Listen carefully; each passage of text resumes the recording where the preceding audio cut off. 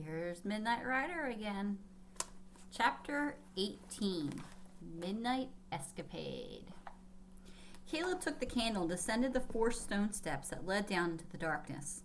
I'll lead the way. The ceiling is low, so you have to stoop. Hannah followed into the musty and damp passageway. It's so dark in here. Light our candles, Caleb. We can't see a thing. Caleb held his candle flame to Hannah's and Will's, then began creeping ahead of them.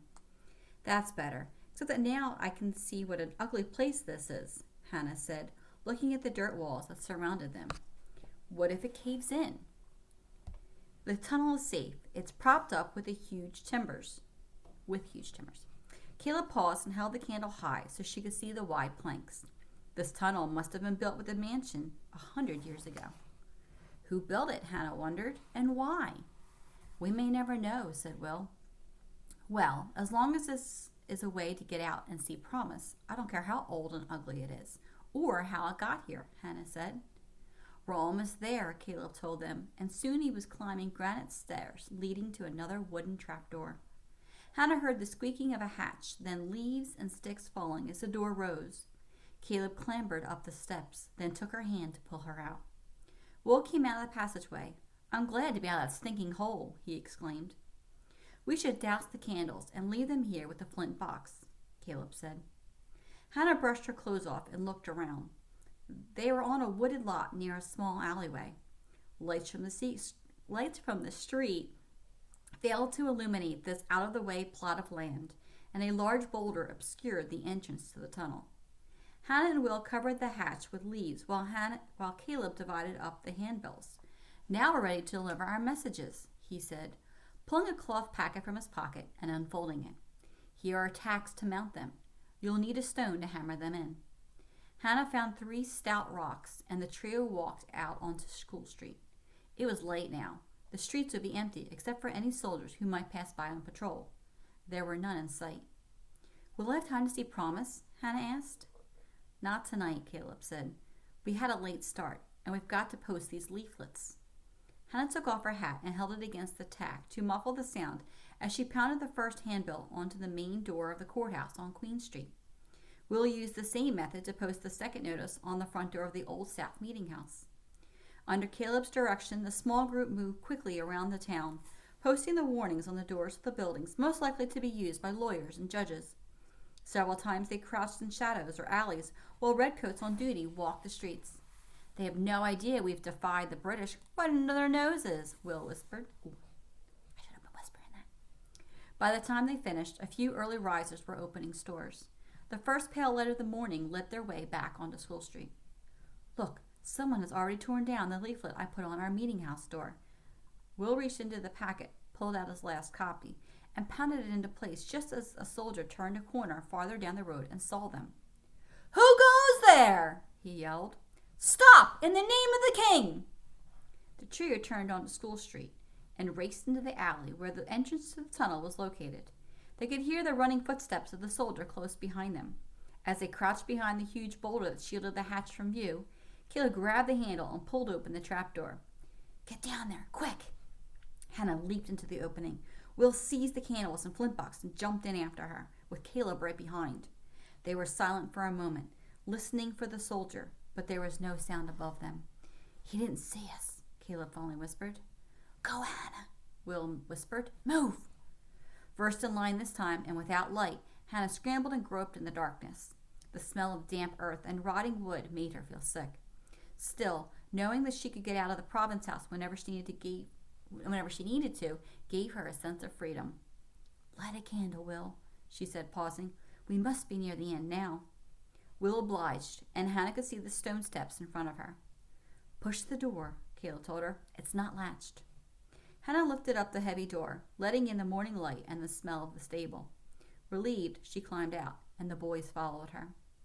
It's daylight now, and soldiers will be coming soon, she said. I've got to fly. She dashed through the rear door of the barn and grabbed her clothes from the peg. She slipped into yesterday's uniform, dropping Hans's clothes on the floor.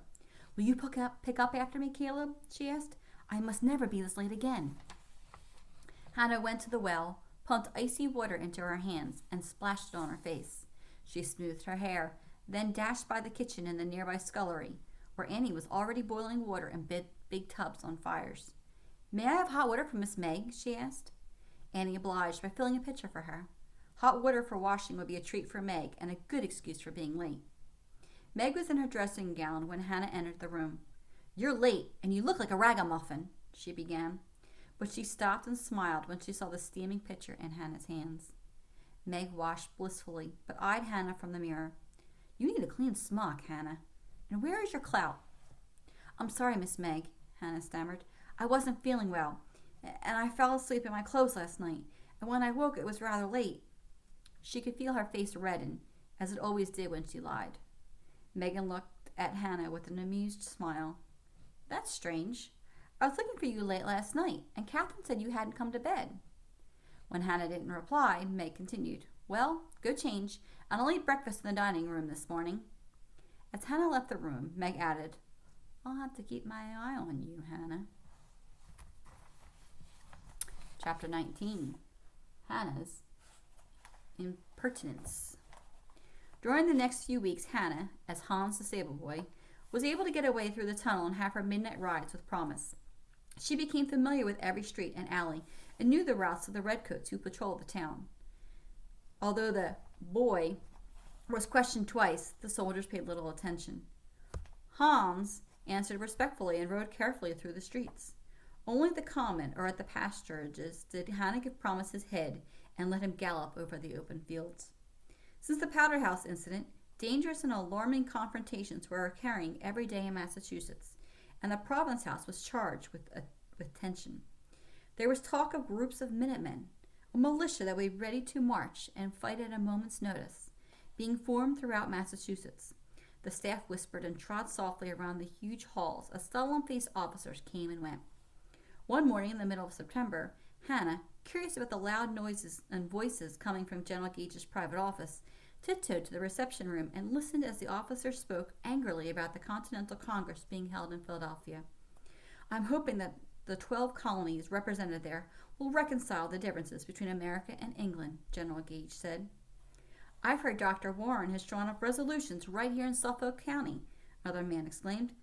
"They call the coercive acts illegal." "They're even recommending sanctions against England," an officer added. General Gage sounded weary.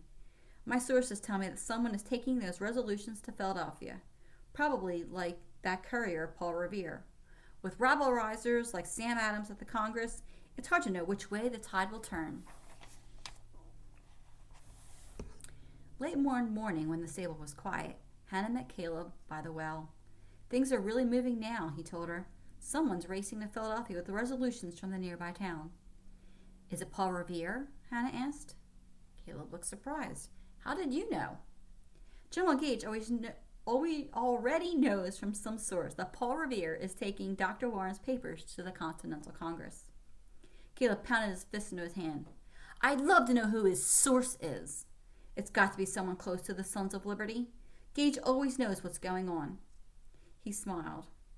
"Well, the committees of correspondence are keeping our folks aware of what's going on, too.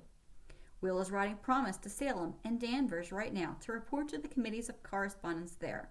He'll be back in a day or two." Suddenly, the shrieks of a horse sounded from the stable. Caleb and Hannah raced into the barn. "It's Gabriel!" Caleb yelled. As they ran through the building, the other horses began to whinny nervously at the commotion.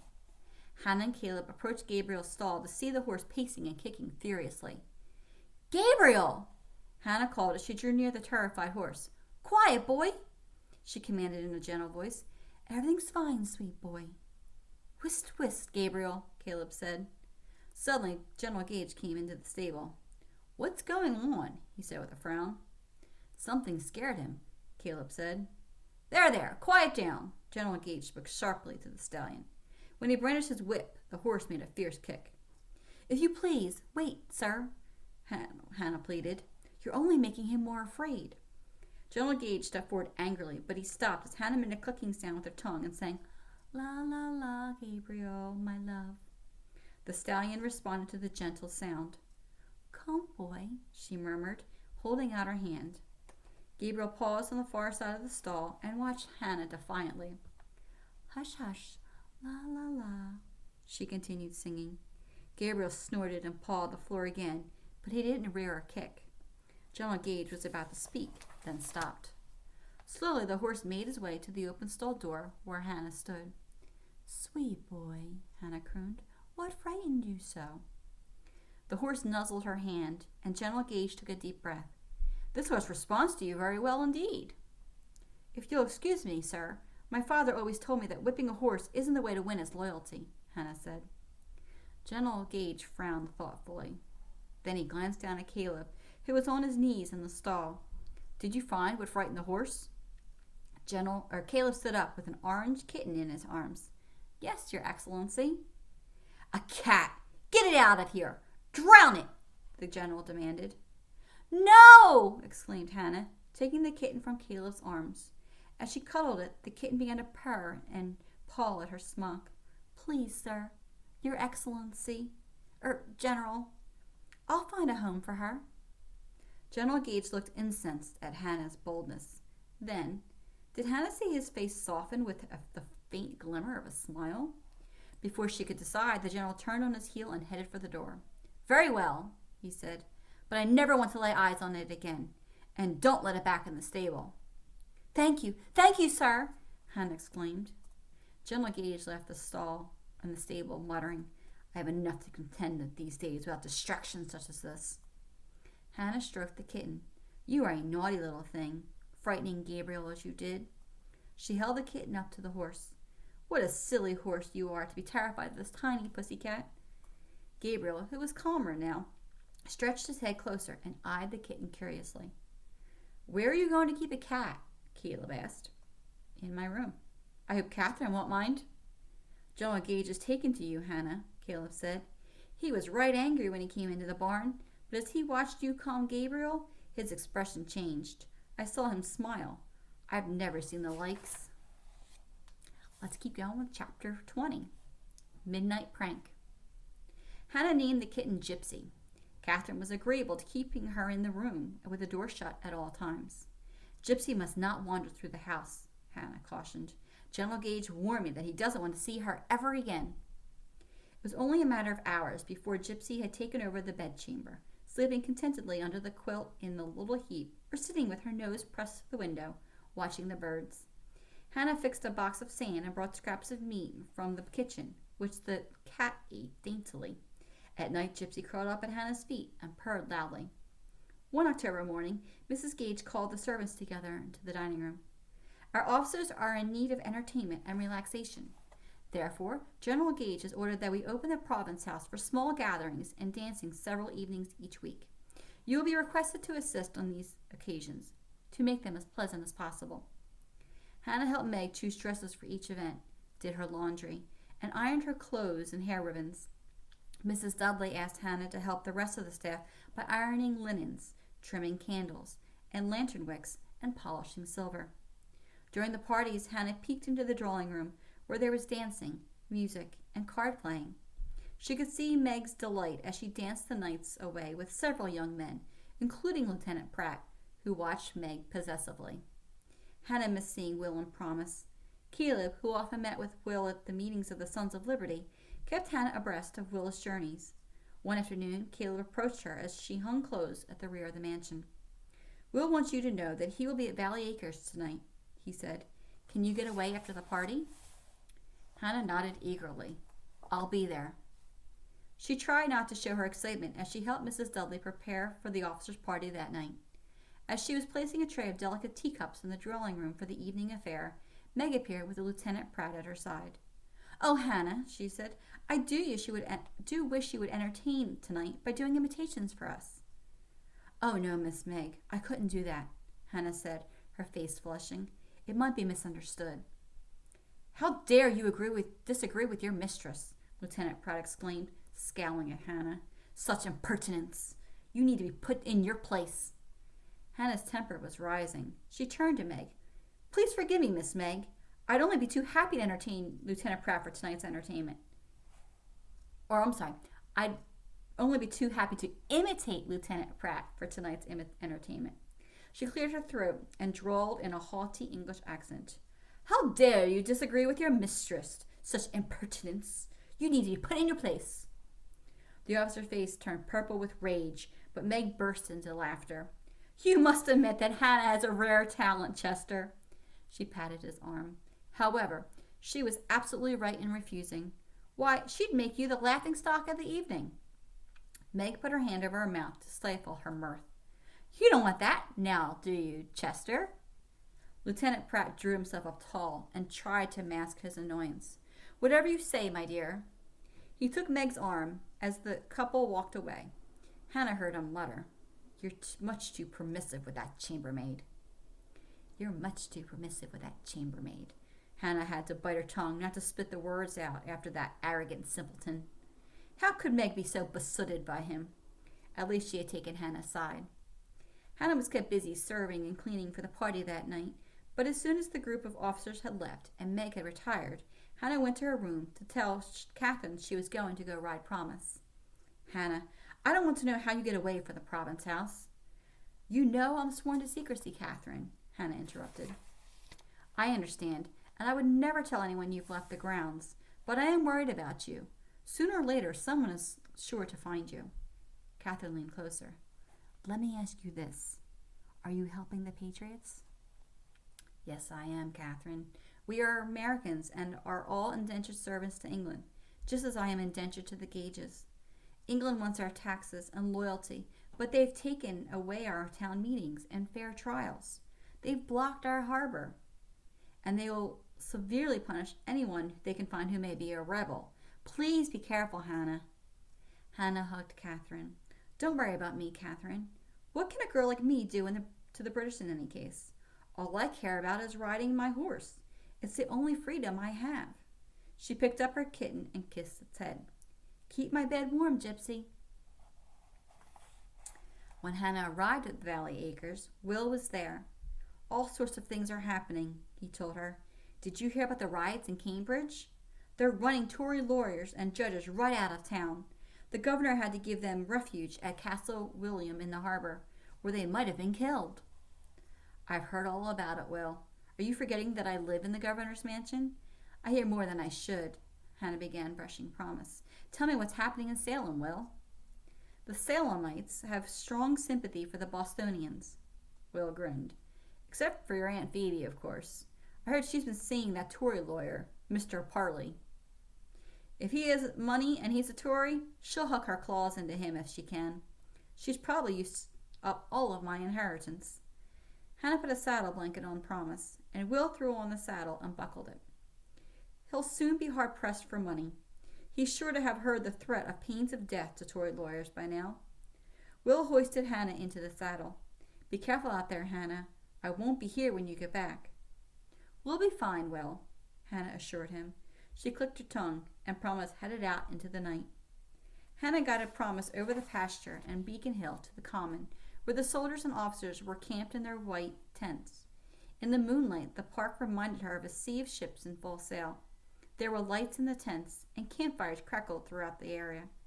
Let's ride over there, Hannah said to Promise. The common is for everyone, not just British soldiers.